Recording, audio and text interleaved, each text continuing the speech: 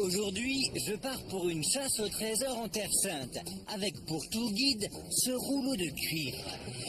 Ce mystérieux grimoire est-il vraiment une liste de cachettes antiques contenant des tonnes d'or et d'argent?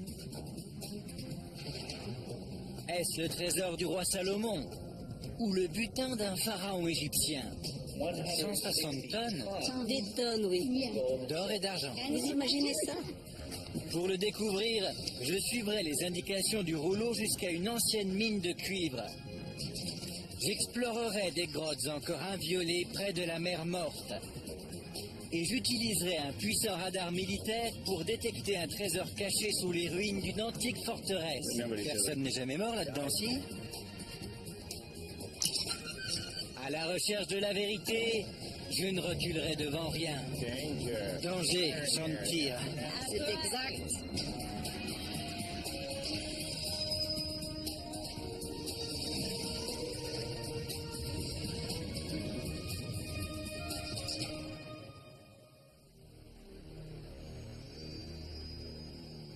Bienvenue dans la salle des manuscrits de la mer Morte. Découverts en 1947, ces textes sont peut-être les objets les plus importants de l'archéologie biblique. Cet ensemble de presque 800 manuscrits a jeté un nouvel éclairage sur les évangiles. Bonjour, je m'appelle Josh Bernstein et je suis en Terre Sainte pour étudier de plus près un manuscrit qui pose plus de questions qu'il n'apporte de réponses. Le rouleau de cuivre. Parmi tous les trésors retrouvés au Moyen-Orient, c'est un objet unique en son genre. Des archéologues l'ont découvert par hasard en 1952 alors qu'ils recherchaient des parchemins vieux de 2000 ans, les célèbres manuscrits de la mer Morte. Mais ce manuscrit est différent de tous les autres. On n'avait jamais rien retrouvé de pareil. Les autres manuscrits sont écrits sur des papyrus ou du cuir.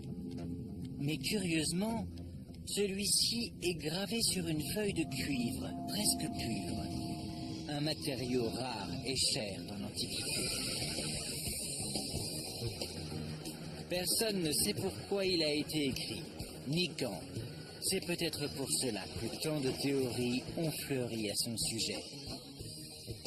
Je vais commencer mon enquête en allant voir le manuscrit lui-même. Il ne se trouve pas en Israël avec les autres manuscrits, mais en Jordanie. En effet, dans les années 50, la Cisjordanie, où a été retrouvé le manuscrit, faisait partie de la Jordanie. Et 50 ans plus tard, le manuscrit est demeuré en territoire jordanien. Je suis à Amman, la capitale de la Jordanie. Le rouleau de cuivre est conservé ici, au musée archéologique de Jordanie. Et je me suis arrangé pour qu'on puisse s'approcher de lui.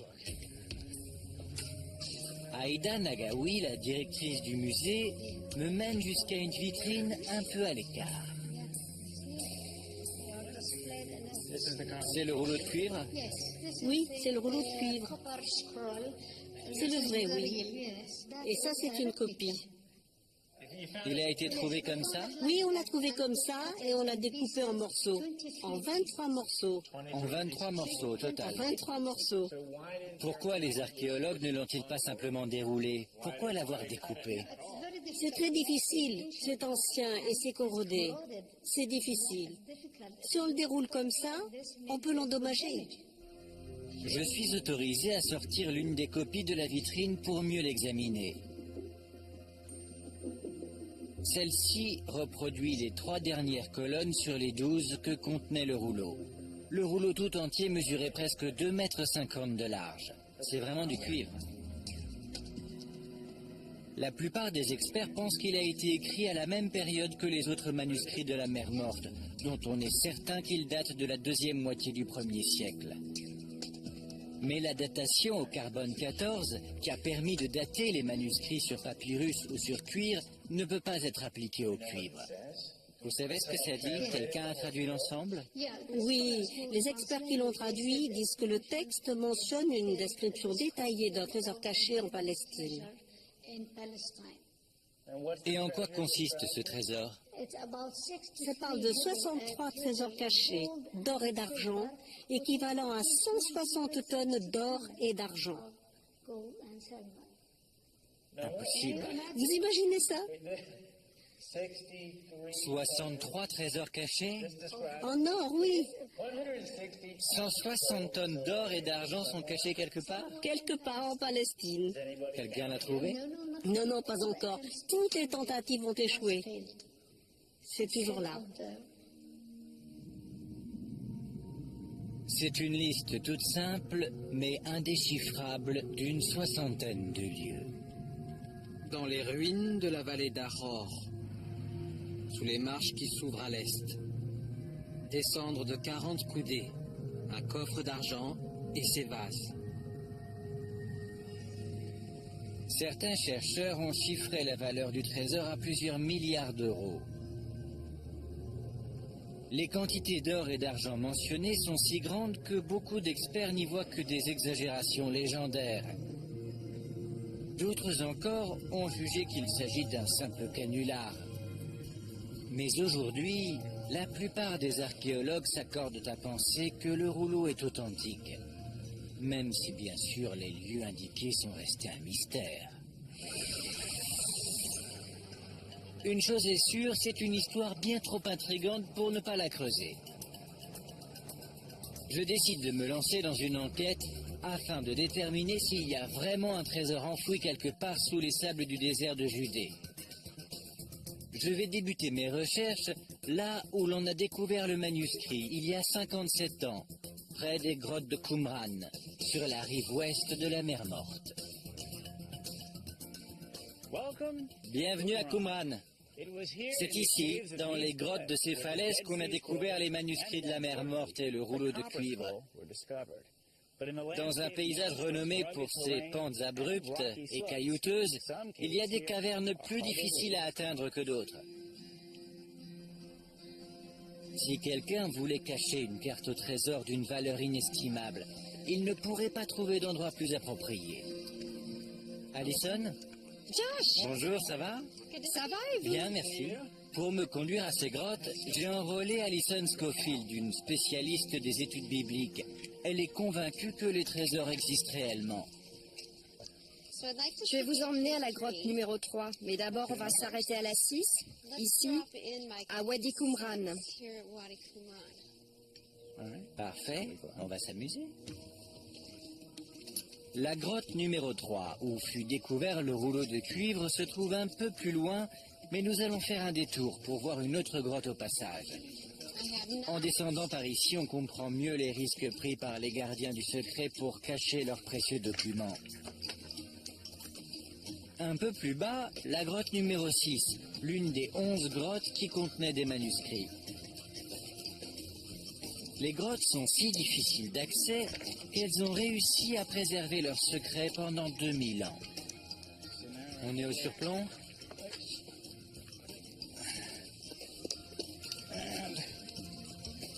Après avoir passé le surplomb, il reste une descente de 10 mètres jusqu'à la corniche devant la grotte.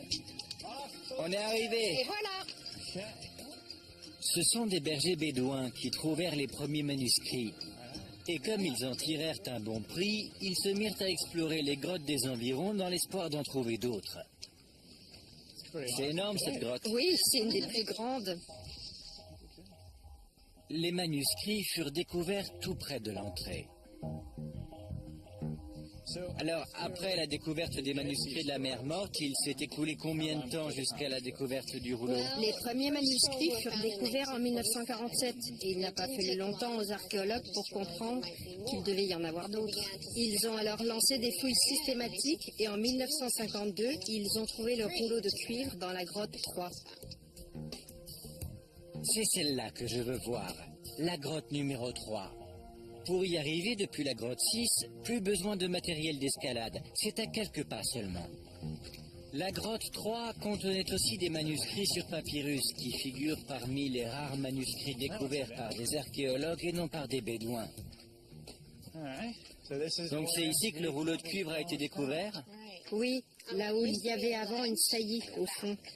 C'est loin? J'espérais pouvoir entrer dans la grotte, mais Allison m'explique que les autorités ont condamné l'accès afin de protéger les chauves-souris. D'accord, c'est un truc écolo. Oui, Ne perturbons pas les chauves-souris. Bon, c'est pas très profond, je vois à peu près où les choses devaient se trouver. oui. Donc vers le fond de cette grotte, une chose m'intrigue. Puisque le rouleau de cuivre n'a pas été récupéré par son auteur, le trésor n'a pas dû l'être non plus. On dirait qu'il y a un double mystère ici. Un, les écrits sont sur de cuivre. Pourquoi?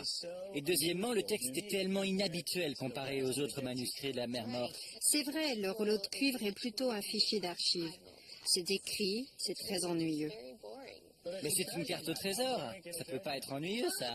Bon, ce n'est pas ennuyeux pour moi, mais la façon dont c'est écrit, c'est pas « il était une fois ». C'est rédigé comme un fichier de comptable. C'est de loin le plus mystérieux de tous les manuscrits découverts ici. C'était un coup de chance. Dans un instant, je vais graver mon propre rouleau de cuivre et je vais essayer de déchiffrer le code secret d'une antique carte au trésor. Je suis sur la piste du plus prodigieux et du plus mystérieux des trésors antiques. Ce rouleau de cuivre indique-t-il vraiment l'emplacement d'un trésor d'or et d'argent? Et si c'est le cas, est-il toujours enfoui dans les sables du désert de Judée 2000 ans plus tard? C'est plutôt difficile à croire. C'est pourquoi j'ai décidé de prendre le temps d'examiner soigneusement le support lui-même. Pour étudier sa composition, je retourne à Jérusalem, dans le souk de la vieille ville.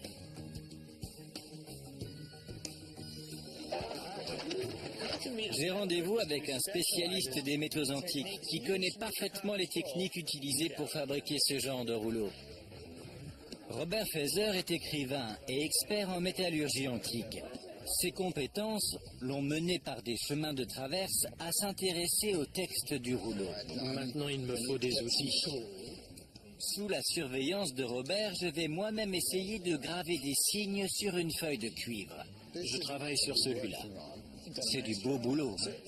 Et en tant que spécialiste des métaux, vous avez étudié la fabrication du rouleau de cuivre pour comprendre sa signification? Quand j'ai appris qu'un des manuscrits de la mer Morte était gravé sur une feuille de cuivre pratiquement pure, ça a alerté ma curiosité. Je n'arrivais pas à comprendre. Mes antennes métallurgiques ont commencé à frétiller. La gravure sur métal était courante au 1er siècle de notre ère. Mais on gravait normalement sur du bronze, un alliage de cuivre et d'étain plus dur que le cuivre. En fait, à l'époque, cela faisait plus de 1000 ans que le cuivre pur n'était plus utilisé comme support d'écriture. Mais d'après Robert, le cuivre pur aurait justement été choisi pour sa flexibilité. Une fois le texte gravé, il fallait enrouler la feuille de cuivre. C'était difficile?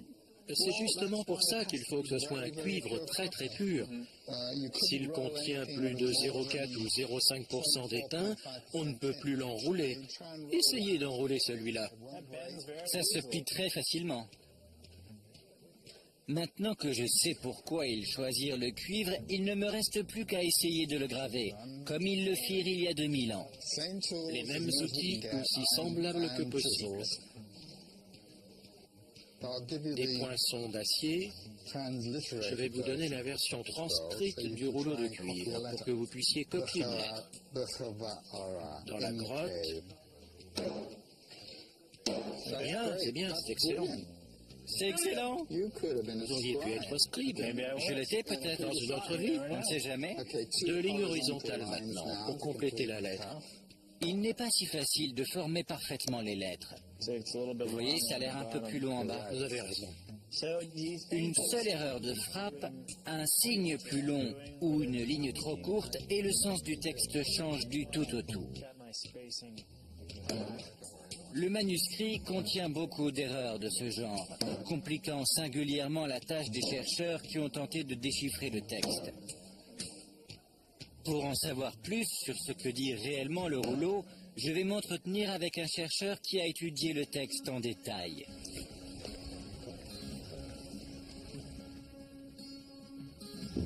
Je suis à Jérusalem pour rencontrer le professeur Kyle McCarter de l'université John Hopkins, spécialiste des écritures anciennes.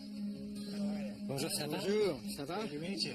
Cela fait plus de 20 ans qu'il étudie le rouleau de cuivre et il pense que les erreurs du texte trahissent les intentions réelles des auteurs. Ce sont des erreurs que les scribes ne font pas habituellement. Quel genre d'erreur? Il a mal orthographié des mots. Il a écrit un mot que l'on comprend, mais il a écrit la mauvaise lettre finale de ce mot. Ce n'est pas le genre de faute que fait une personne qui sait lire cette langue.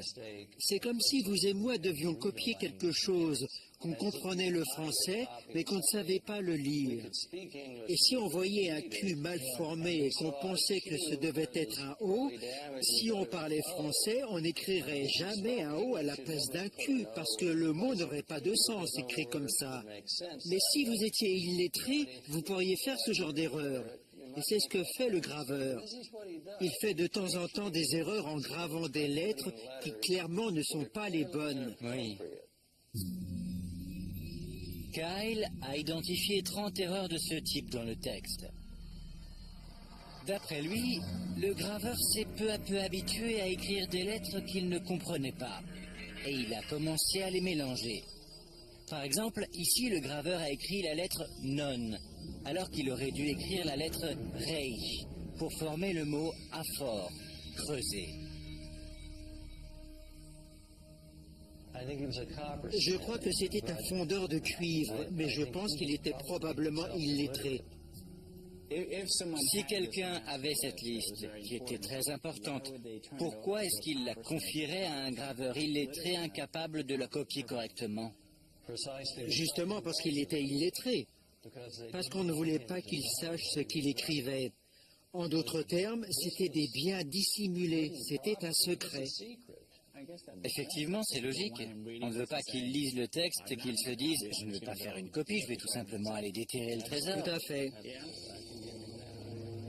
La théorie de Kyle, c'est que quelqu'un a établi sur un papyrus ou sur du cuir une liste de trésors et leurs cachettes.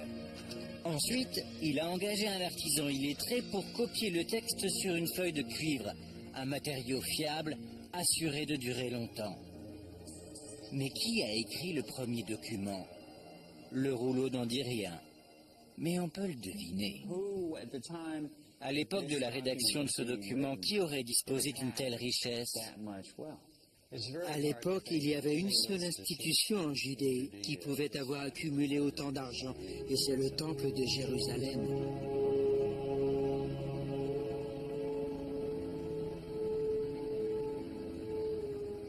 On dirait que toutes les routes convergent ici, au mont du Temple. C'est sans doute le site le plus sacré au monde. Les Juifs, les chrétiens, les musulmans considèrent l'endroit comme un lieu saint. Il a été le théâtre des événements les plus importants survenus en Terre Sainte.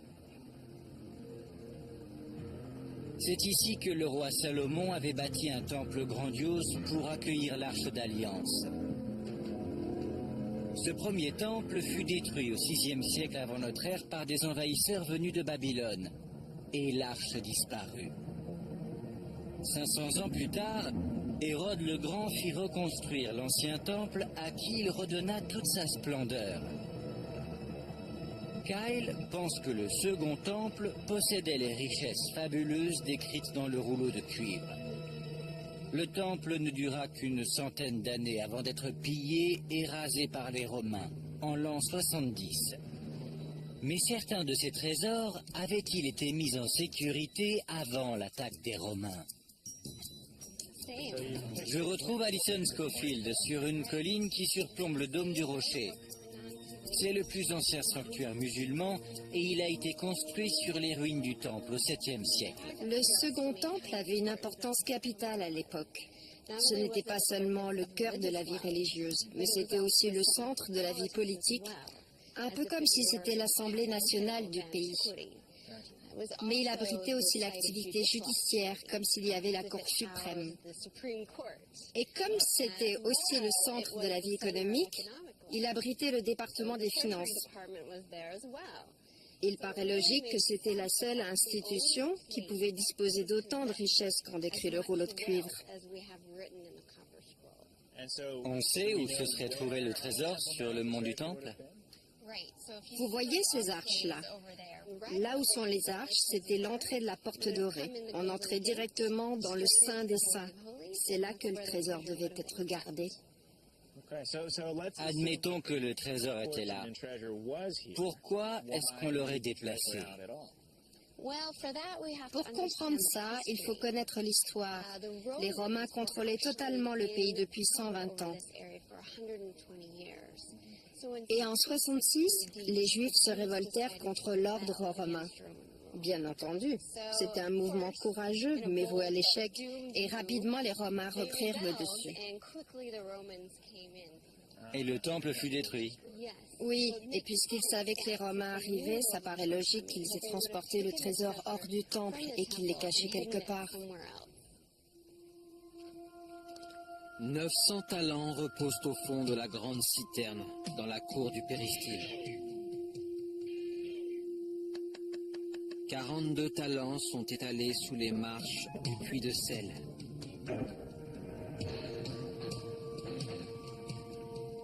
« 65 barres d'or sont cachées sur le 3e niveau de la cave de la maison du vieux laveur.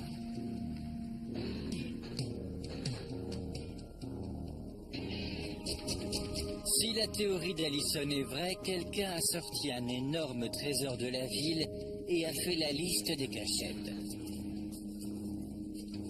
Allison propose de me montrer le chemin que le trésor a peut-être suivi. À l'époque, plusieurs prêtres juifs de différentes sectes avaient accès au temple. Mais l'un des groupes semble plus lié que les autres à l'histoire du rouleau de cuivre. Les Esséniens étaient une secte juive qui vivait en dehors de Jérusalem, à Qumran. La plupart des chercheurs pensent qu'ils sont les auteurs des manuscrits de la mer Morte. Mais ont-ils aussi caché le trésor du temple? Allison m'emmène dans une zone à l'abandon, à l'extérieur des murs de la vieille ville. Elle a peut-être la réponse à ma question. Les Romains sont passés ici? Oui, les restes de colonnes qu'on voit ici viennent des Romains. Grâce à l'occupation romaine, nous avons des références historiques précises pour cet endroit que les Romains avaient baptisé le quartier essénien.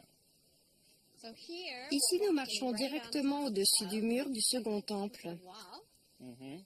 Et voilà ce que je voulais vous montrer. C'est pour ça qu'on est venu? Oui, ici c'est la poterne des Esséniens. Où ça? C'est difficile à voir, mais ces pierres plates, ces deux pierres-là, c'est tout ce qui reste vraiment de la poterne, et ces deux larges blocs qui les flanquent de chaque côté. Donc, quand on parle du trésor qui sort du temple, c'est par cette poterne qu'il est sorti ou bien c'est une supposition? C'est une possibilité.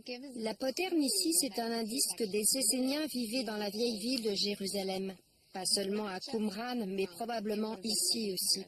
Si on admet l'idée que ce sont les Esséniens qui ont rédigé les manuscrits de la mer Morte, et bien sûr le rouleau de cuivre, ça établit un lien entre le rouleau et Jérusalem. Allison a apporté des cartes de la ville pour me montrer la route qu'a pu suivre le trésor. Ici, on a la poterne des Esséniens. Et ce serait approximativement ici, comme on peut le voir d'après l'emplacement des murailles. La poterne donne sur une vallée orientée à l'est, vers la colonie essénienne de Qumran, dans le désert de Judée. Selon cette théorie, les Esséniens auraient emporté cet immense trésor alors que les Romains allaient fondre sur la ville. Dans un instant, je vais voyager dans le désert de Judée à la recherche d'un trésor perdu. Je vais rencontrer un excentrique texan convaincu qu'il va bientôt mettre à jour le trésor.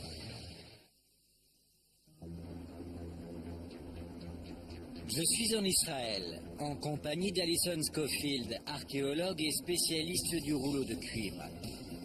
Nous sommes à la recherche des trésors mentionnés sur le fameux rouleau. Danger, champ de tir, très bien. Chaque trésor présente des risques. C'est vrai, attention. Nous traversons un camp d'entraînement de l'armée israélienne entre Jérusalem et Qumran. Selon Allison, les trésors énumérés sur le rouleau de cuivre proviennent sans doute du Second Temple. À l'approche de l'armée romaine qui venait écraser une rébellion juive, les prêtres esséniens ont peut-être transporté le trésor du temple hors des murs de la ville pour le cacher à proximité de leur campement, dans le désert de Judée. C'est pas très joli. Oui, c'est plutôt désolé. Les Esséniens vivaient non loin d'ici, à Qumran. Et à l'époque, la vallée avait sans doute le même aspect désolé qu'aujourd'hui. C'est ici. L'importance de la vallée tient au fait qu'elle se situe sur une voie de communication majeure entre Jérusalem et Qumran. C'était une halte naturelle pour tout voyageur antique. Nous sommes ici au début d'une large vallée, typique du désert de Judée. Comme vous pouvez le constater, il n'y a pas grand-chose à voir. Du sable, du soleil, et peut-être un trésor de quelques milliards d'euros. Oui, si seulement on pouvait le trouver. Mais par où commencer? C'était notre histoire. Donc cette vallée est mentionnée sur le rouleau de cuivre? C'est ce qui ressemblerait le plus à la vallée d'Aror. C'est le nom de la vallée qui est mentionné sur la première ligne du rouleau. Regardons ça, j'ai mon rouleau ici. Dans la forteresse qui se trouve dans la vallée d'Aror, 40 coudées sous les marches qui s'ouvrent à l'est, un coffre d'argent et son contenu qui pèse plus de 17 talents. Donc quelque part autour d'ici, si c'est la bonne vallée, mais admettons, il y a une forteresse, des marches vers l'est et un coffre. Par où commencer? Disons que c'est ici, d'accord? La chasse au trésor commence ici. Comment on fait pour savoir où il faut creuser? Le problème, c'est qu'ils ont utilisé des cachettes banales, des presses à huile, des escaliers, des cachettes ordinaires. Il y a une autre possibilité que tout chercheur de trésors doit envisager.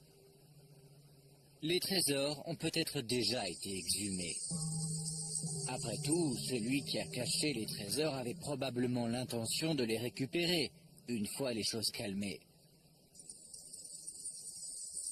Il n'y a qu'un moyen de savoir ce qui s'est passé. Trouver un des emplacements indiqués par le rouleau et commencer à creuser. Heureusement, beaucoup de gens se sont lancés dans l'aventure. Et l'un d'entre eux a trouvé quelque chose. Il m'a fixé rendez-vous le lendemain sur le site de ses fouilles, où il creuse depuis 30 ans. Ce n'est pas très loin de la grotte numéro 3 où le rouleau de cuivre a été découvert. Cet homme s'appelle Wendell Jones. C'est un archéologue amateur et un théologien. Je suis arrivé ici le jeudi 8 juin 1967. Mon intention, en arrivant ici, c'était de trouver les trésors du rouleau de cuivre. J'ai tenu à rencontrer Wendell parce qu'il a une carte maîtresse dans son jeu. C'est le seul homme qui a trouvé quelque chose en suivant les indices fournis par le rouleau de cuivre. Ces indices l'ont mené jusqu'à cette grotte qu'il a commencé à fouiller en 1972. Pour Wendell, les trésors du rouleau de cuivre ne sont pas des pièces de musée. Ce sont des trésors sacrés qui ont une signification profonde pour les juifs et les chrétiens aujourd'hui. C'est sa mission que de les retrouver.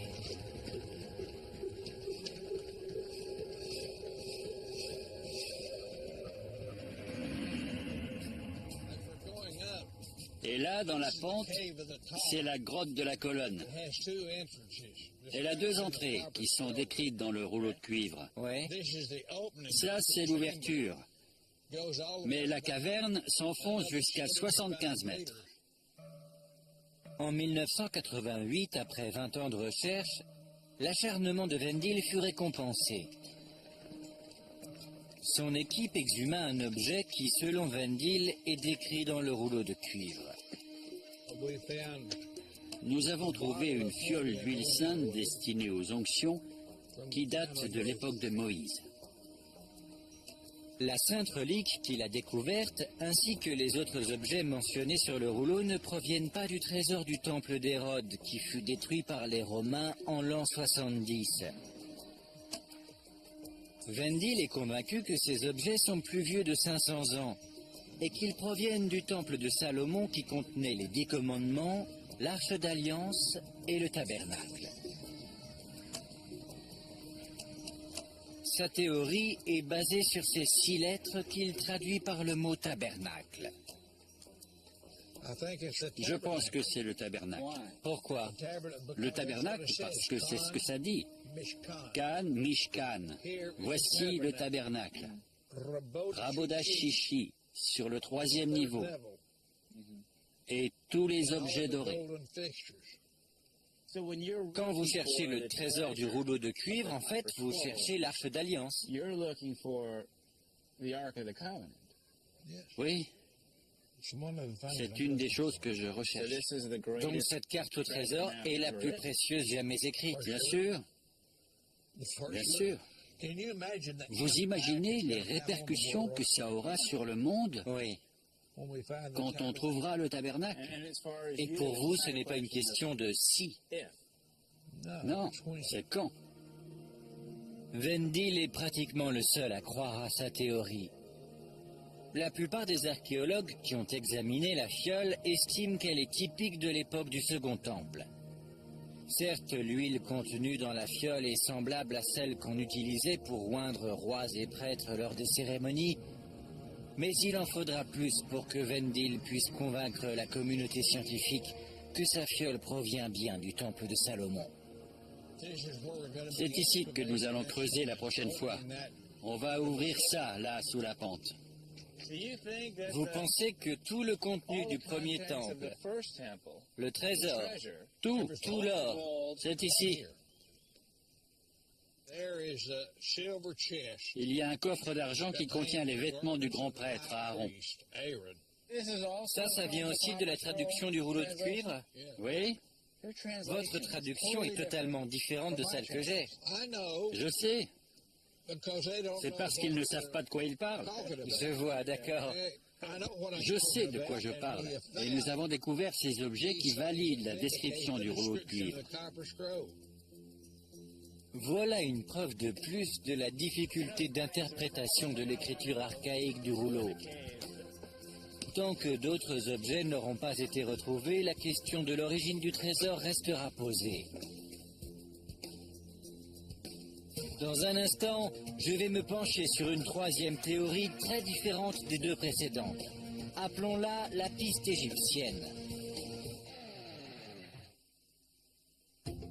Ce manuscrit antique est l'un des plus grands mystères de l'histoire. Une carte au trésor indéchiffrable, gravée sur une feuille de cuivre. Je n'ai jamais rien rencontré de pareil dans mes voyages. Et plus on étudie le document, plus on rencontre de questions. Certains pensent que le rouleau établit la liste des trésors du premier temple bâti par Salomon. D'autres croient que ce sont les trésors du second temple construit par Hérode le Grand. Et je viens d'apprendre l'existence d'une troisième théorie. Je pars à 300 km au sud de Qumran, vers les anciennes mines de Timna, où je dois retrouver Robert Feather. En retrouvant le lieu d'extraction du minerai de cuivre, Robert Feather a développé une théorie surprenante sur l'origine du rouleau. Timna est l'une des plus anciennes mines du monde. On a commencé à extraire ici du minerai de cuivre il y a plus de 6000 ans. Les mineurs suivaient les veines de cuivre et creusaient leur chemin dans la falaise, comme en témoigne ce tunnel. Il faut ramper, avancer. Le cuivre fondu n'est jamais pur à 100%. En analysant la proportion d'impuretés, les chercheurs peuvent déterminer l'origine du minerai. Voici une petite veine de cuivre dans la roche. Un peu d'eau fait ressortir sa couleur verte.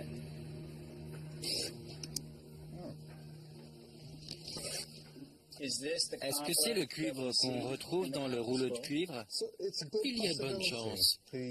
L'analyse chimique du minerai extrait d'ici, une fois qu'il a été fondu, est la suivante. Peu d'étain, un peu d'arsenic, un peu de phosphore, un peu de fer. Ça se rapproche de très près de l'analyse du rouleau lui-même. Mais plus Robert étudiait le rouleau, et plus une question le taraudait. Au 1er siècle de notre ère, à l'époque où selon la plupart des archéologues le rouleau a été gravé, le cuivre pur n'était plus en usage depuis 1 millier d'années. Et de plus, en l'an 1000 avant notre ère, quand le cuivre était fréquemment utilisé, les mineurs qui extrayaient le minerai à Timna étaient des Égyptiens. Robert m'emmène voir un sanctuaire vieux de 3000 ans près de la mine. Il est dédié à la déesse égyptienne Hathor. C'est ici qu'il va m'expliquer comment les Égyptiens sont liés au mystère du rouleau. Si on commence à observer le texte du rouleau de cuivre, pour moi, il est évident qu'il y a de nombreux signes très forts qui indiquent clairement qu'il parle d'une piste égyptienne. Vous dites qu'il ne s'agit pas d'un trésor israélite, mais d'un trésor égyptien? Tout à fait. Regardez ici. Le système de numération, c'est une preuve très nette. La plupart des nombres ne sont pas hébreux, mais ils sont écrits avec des chiffres égyptiens. Ça, c'est égyptien. Oui. Ça se lit comment? 20 et 20 et 2 barres vers le bas pour le 1, soit 42. J'avais remarqué ces symboles avant, mais je ne savais pas qu'ils étaient égyptiens. Je suis curieux de connaître l'explication qu'en donne Robert. Il y a aussi 14 lettres grecques éparpillées à travers le texte. Personne ne sait ce qu'elles font là. C'est amusant parce que quand j'ai copié le texte, je les ai remarquées et je pensais que c'était des erreurs. Ce sont des lettres grecques qui figuraient sur le document original. Si vous prenez les 10 premières lettres grecques et que vous les assemblez, vous obtenez le mot Énaté. Et moi, je considère que c'est le nom du pharaon égyptien Akhénaton. Akhénaton, comme Akhénaton, Néfertiti, 18e dynastie, le roi hérétique monothéiste? Oui. Et qu'est-ce que ça fait dans un document hébreu? Excellente question. Je connais un peu l'histoire d'Akhénaton. En 2004, j'ai visité le tombeau de l'un de ses prêtres. Son épouse, la célèbre Néfertiti, portait une couronne très particulière. Akhénaton et Néfertiti bâtirent une nouvelle capitale appelée Akhetaten, connue de nos jours sous le nom d'Amarna. Ils lancèrent une nouvelle religion, en éliminant tous les dieux égyptiens sauf un, Aton, le dieu du soleil. Ce fut la première religion monothéiste attestée de l'histoire, mais elle ne dura pas. Après la mort d'Akhénaton et de Néfertiti, l'ancienne religion polythéiste égyptienne reprit le dessus. Akhénaton fut condamné comme hérétique. Les événements marquants de son règne furent effacés des monuments et ses temples furent détruits. Ce que je ne comprends pas, c'est pourquoi les Esséniens, qui vivaient autour du 1er siècle avant notre ère ou un peu après, auraient un document qui se rapporte à un pharaon mort depuis plus de 1200 ans. En bref, je crois que les Hébreux étaient présents à Amarna, à Akhetaten, la capitale d'Akhénaton, que Joseph était son vizir, le deuxième dans l'ordre hiérarchique. Parce qu'ils partageaient la même vision monothéiste qu'Akhénaton pendant la révolution d'Amarna. Le monothéisme, c'est ça. Et c'est ça la clé de l'énigme. Parce que je crois que les Israélites, les Hébreux, sont mis dans la confidence. Ils connaissent l'emplacement des trésors cachés d'Akhetaten. Selon la théorie de Robert Feser, les trésors du rouleau de cuivre sont donc plus anciens de 1000 ans. Ils remonteraient à l'époque d'Akhénaton. Robert pense qu'Akhenaton a dissimulé ses trésors les plus précieux et qu'il aurait confié le secret de leur emplacement aux prêtres hébreux. Ils auraient gardé l'information pendant 1000 ans avant de faire une copie plus durable sur cuivre en reprenant les anciennes techniques égyptiennes.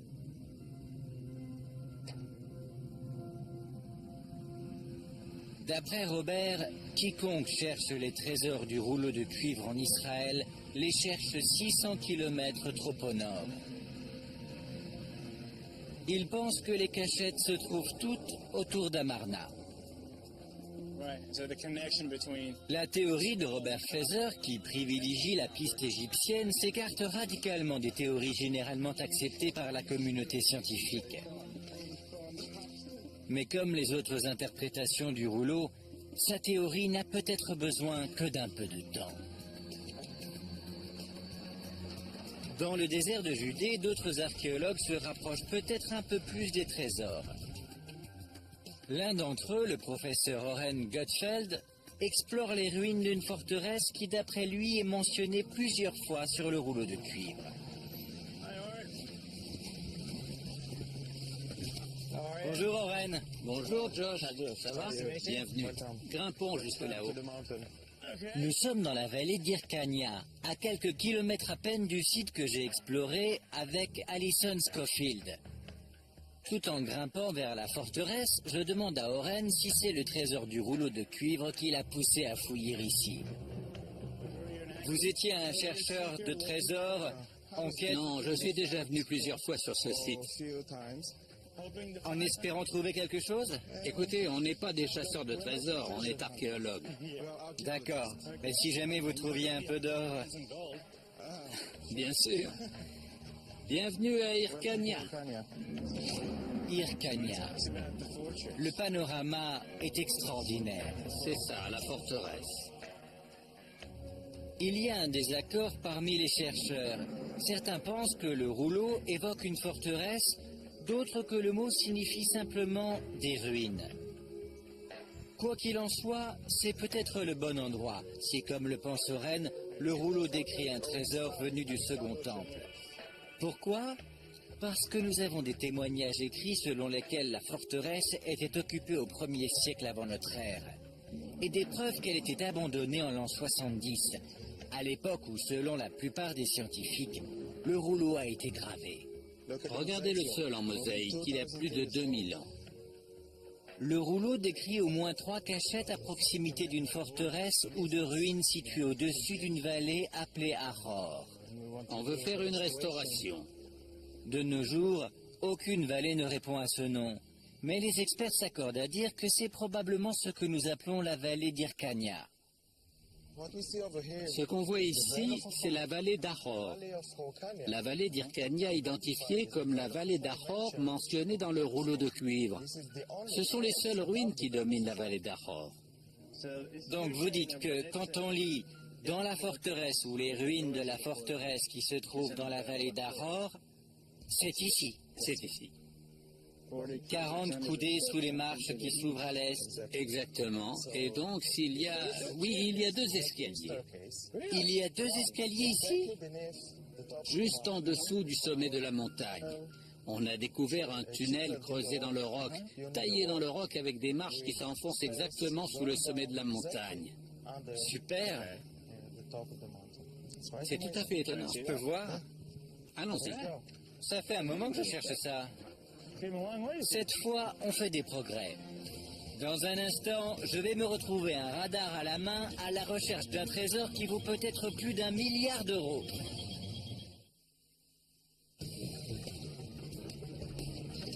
Les indices trouvés sur le rouleau de cuivre m'ont conduit jusqu'aux ruines d'Hyrcania qui datent de 2000 ans. Elles se trouvent à 15 km à peine à l'est de Jérusalem. Le pénible travail des fouilles vient tout juste de commencer. Certains archéologues croient que cette ancienne forteresse abrite l'une des cachettes où fut enseveli un trésor fabuleux. Il est peut-être encore là, sous la roche et le sable. Oren Gutfeld est archéologue.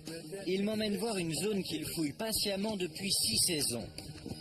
Il pense que cet ancien escalier correspond à la description du rouleau de cuivre. Dans les profondeurs de la montagne, il recourt à la technologie la plus récente pour apporter la preuve que sa théorie est la bonne. Voilà l'entrée du tunnel. Il y a 40 ans, les archéologues ont découvert les marches taillées dans ce tunnel. Ils dégagèrent les 20 premiers mètres de sable, puis abandonnèrent l'entreprise. Plus rien ne se passa jusqu'à ce que Oren reprenne le projet en 2000. Tournez vers le nord. Pourquoi il y a du ciment ici? Pour protéger et empêcher d'éventuelles inondations. Ça pourrait remplir le trou? Oui, c'est le danger. Si on allait voir à l'intérieur. Après vous, monsieur.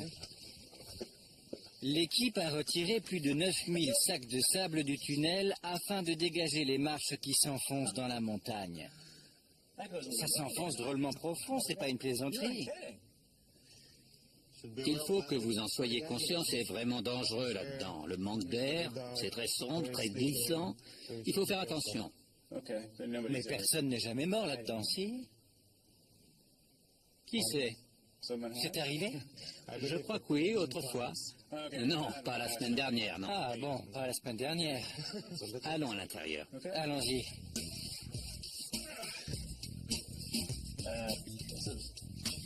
C'est pas facile, hein? On pourrait croire qu'avec toutes les fois où vous devez faire ça, Et il y a des marches sur les parpaings. vers l'avant? Oui, Non, il n'y a rien. il y en avait. Il y a des marches, mais elles sont vraiment loin. C'est vrai, il y a un grand espace.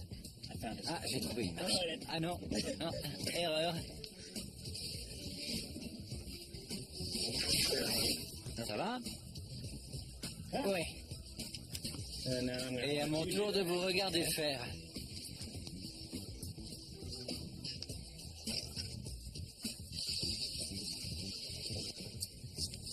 C'est ça, faites croire que c'est facile. Le manque d'air est réel. Mais un ventilateur et un tuyau d'aluminium réduisent le problème. Un peu bruyant, mais vital. Donc l'escalier était là. Oui, il était là il y a 2000 ans. Alors la première fois que vous êtes descendu, vous vous êtes dit qu'il y avait peut-être un trésor en bas. C'était tellement palpitant. C'est vraiment extraordinaire, un tunnel vieux de plus de 2000 ans. Les tessons de poterie retrouvés dans le tunnel ont permis de dater les lieux. Ils remontent au 1er siècle avant notre ère. Les ouvriers ont volontairement laissé la terre sur les marches afin de les protéger quand ils remontaient les sacs de sable pendant qu'ils dégageaient le tunnel. Le tunnel mesure plus de 100 mètres de long et comporte une bifurcation près de son extrémité. Il s'enfonce en suivant une pente de 56 degrés sous la forteresse, puis s'interrompt brusquement devant une paroi rocheuse. Nous allons descendre jusqu'à la zone où travaille actuellement Oren, juste avant la bifurcation. Ce que je voudrais savoir, c'est si quelqu'un, à un moment donné, a caché un trésor ici. Oren aimerait bien le savoir lui aussi, et c'est là qu'intervient son joujou technologique. Il utilise un radar à pénétration de sol qui lui permet d'estimer l'épaisseur des parois rocheuses. La découverte d'une cavité pourrait révéler la raison d'être de cet escalier, et pourquoi pas la présence d'un trésor. Amit Ronen et Odelia Avivi sont des spécialistes de l'appareil. Et vous détectez n'importe quelle poche d'air? Exactement. On recherche des vides. Il y a une grande différence entre l'air et la roche. Ça se voit immédiatement. Vous avez trouvé quelque chose dans le plafond? Lors d'un essai précédent, Amit a repéré une anomalie à quelques mètres au-dessus du plafond du tunnel. Mais on n'a pas trouvé de lien. Pour l'instant, l'équipe d'Oren n'a trouvé aucun indice de la présence d'une grotte en bas des marches. Mais ils ont découvert 2 cavités au-dessus du plafond. La plus grande mesure environ 20 mètres carrés. Vu le type de géologie de la région, ces cavités sont inhabituelles. C'est peut-être l'indice qu'elles ont été creusées par la main de l'homme. Maintenant, Oren et son équipe essaient de trouver un passage entre ces cavités et le tunnel. Qu'est-ce qui vous fait penser qu'il y a un lien entre ce tunnel et le rouleau de cuivre? Dans la dernière phrase gravée sur le rouleau de cuivre, il est écrit que dans le tunnel, orienté vers le nord, sous les marches, on trouvera une copie en argent du rouleau de cuivre. Le rouleau d'argent est peut-être le trésor le plus important au monde. D'après les indications du rouleau de cuivre, le rouleau d'argent contient la liste de toutes les cachettes des trésors, mais parfaitement détaillée. Si l'on parvenait à le trouver, sa découverte éclipserait celle du rouleau de cuivre. Cela prouverait sans l'ombre d'un doute que les trésors sont réels et que le rouleau d'argent mènerait à la découverte d'un trésor inouï. Selon Oren, le rouleau d'argent est caché à l'intérieur de cette forteresse, sous un escalier orienté vers le nord. Et justement, cet escalier est orienté vers le nord. Oren avance centimètre après centimètre. Il explore les parois minutieusement, à la recherche de la moindre cavité.